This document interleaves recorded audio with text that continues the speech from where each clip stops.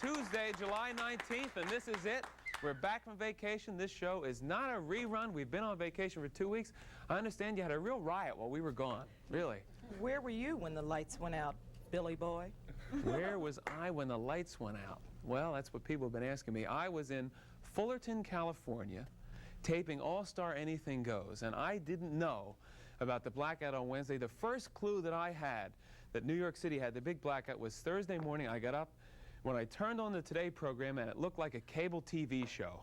I knew that something had gone wrong in New York. And then, you know, of course, being out in California, all kinds of rumors started to spread around. One of the big rumors was that Mayor Beam had been stranded on an escalator here in New York for a while. I thought, that could be. It's a possibility he was stranded on an escalator. And someone showed me a copy of credit cards that were issued last week.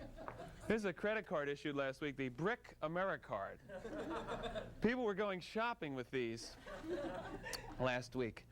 You know, I guess I really should take a moment. I don't particularly relish the idea of doing it, but I seriously now, I think I should take a moment to greet the new viewers, the people who are watching our shows who ripped off television sets during the looting, watching me right now at this very moment on a stolen set.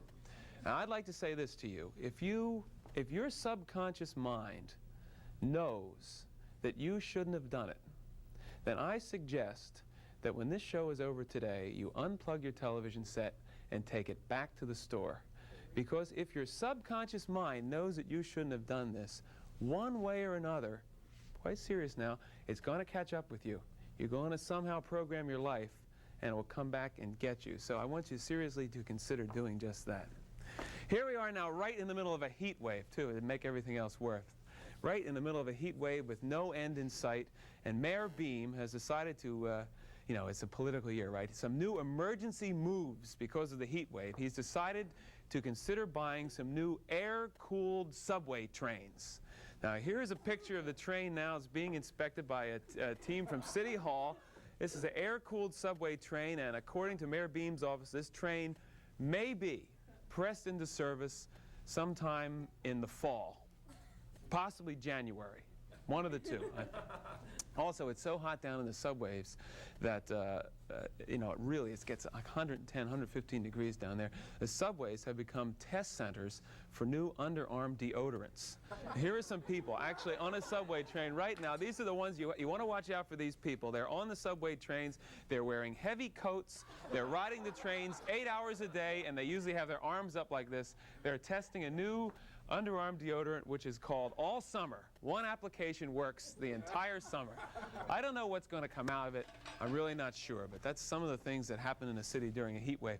Being away for 2 weeks, you know, I felt very frustrated. I really did, because there I was out in California. I was doing this All-Star Anything Goes, which turned out great. That was terrific. That'll be on in the fall. But I wanted to be here because I wanted to be responding. So today's entire program is going to be devoted to what happened during the blackout and the looting, except for this first segment of the show, which is just to say hello again, because we've been away for 2 weeks. Now, while I was away, a tennis pro, you know, I love to play tennis, Gene Scott, who's a tennis pro, challenged me to play tennis because he wants to publicize his magazine. If I beat him this afternoon, I will win $100,000.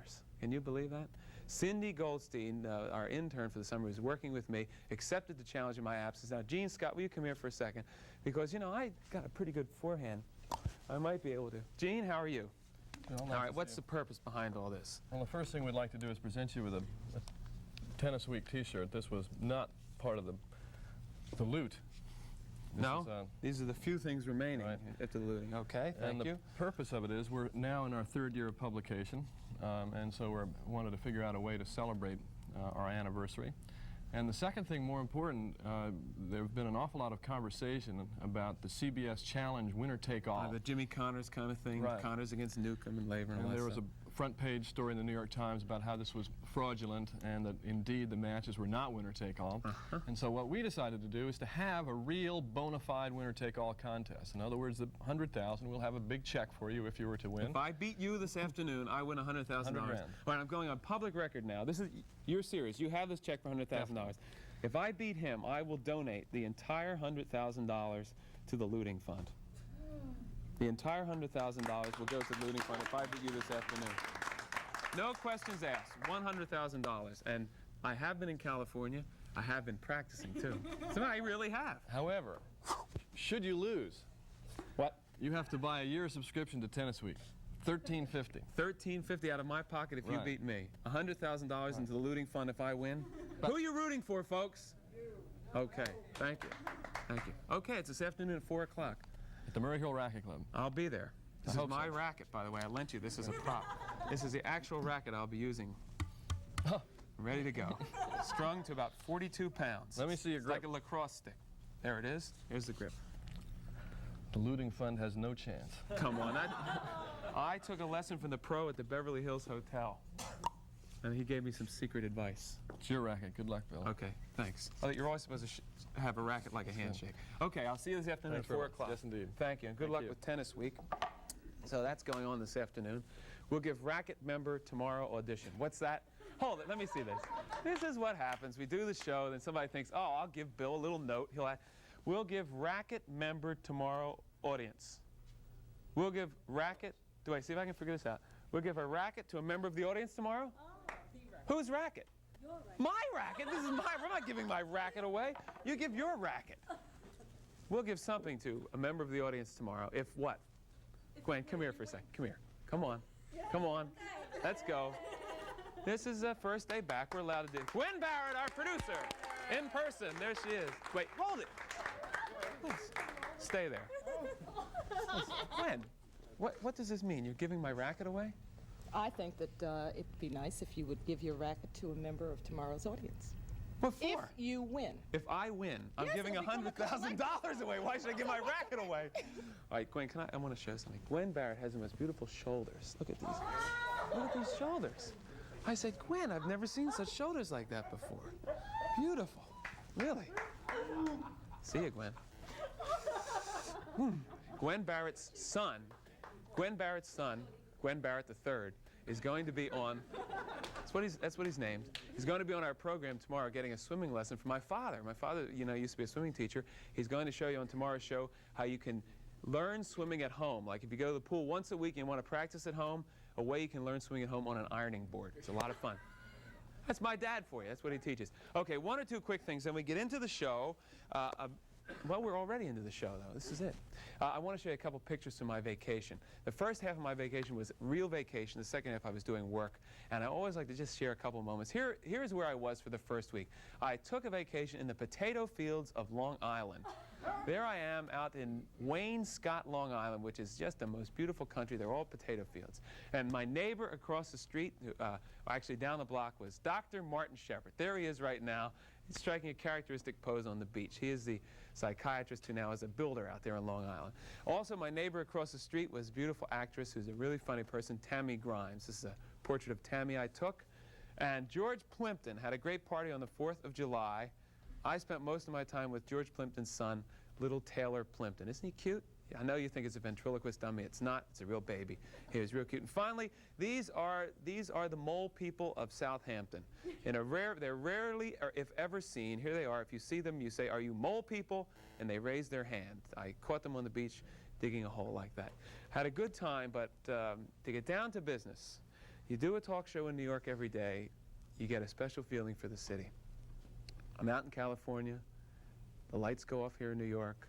The looting occurs. You hear all kinds of people saying rotten things about New York. So for a couple minutes, you find yourself really thinking some negative thoughts, because what happened last week was the pits. Absolutely the worst. And what I want to try to do on today's show is to share with you some of the personal experiences, some of the tragedy. $31.3 million projected in business losses. 2,000 businesses were looted.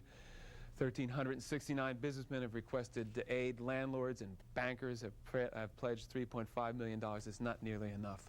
Here are some of the people who were ripped off last week. Here's Carl Neufeld. That's not Carl. Now, here's a group of 3 people. One of them is Carl Neufeld of Ace Pontiac in the Bronx. He lost $250,000 when looters drove 50 cars out of his showroom. He's the man on the left. He definitely plans to, that's it. Raise your hand when I call your name. He plans to stay in the neighborhood. Here is Alan Rubin. Lost $100,000 when his TV and appliance store was looted. He's been in business on 95th and Broadway for 45 years. He wants to stay. He doesn't know how he's going to stay, where he's going to get the money. No insurance? Just partial coverage.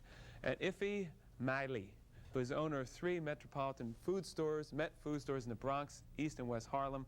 All of his stores were wiped out. More than $400,000 in losses, not insured, and his stores look like a cemetery. We're going to meet these 3 gentlemen. We'll talk to them and find out how you progress. We've got Peter Tufo from the Board of Corrections talking about the situation in the prisons. We have distinguished criminologists and sociologists discussing mob behavior. We're going to meet leaders from the communities where the rioting and the looting occurred.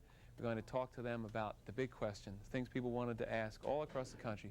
Why did it happen the way it happened? We'll try to analyze it and spend some time on that today. And again, don't forget, if you're watching right now on a stolen TV set, why don't you just consider unplugging it and returning it? We'll be back right after this. Nice to be back, as always.